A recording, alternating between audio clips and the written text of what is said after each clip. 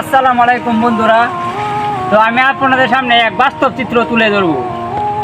আমাদের তারাইল থেকে কিশোরগঞ্জের যে রাস্তাটা নির্মাণ করা হইতেছে তা কতটুকু মানে নিম্ন স্তরের রাস্তার কাজ চলতেছে সেটা আমি আপনাদেরকে আজকে দেখাবো।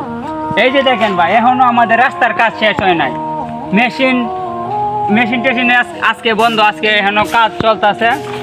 তো ভাই আপনাদেরকে যে দৃশ্যটা আমি দেখাইমু, আপনাদেরকে একটু সামনে আমি দেখাই।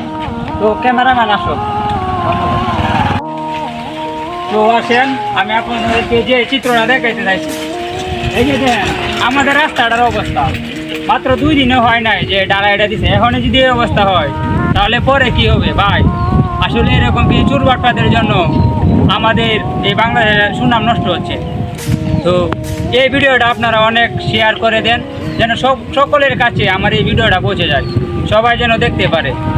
তো এরকম প্রতিভামূলক ভিডিও আপনারা সবাই করবেন, যেন সবাই দেখে প্রতিবাদ করতে পারে।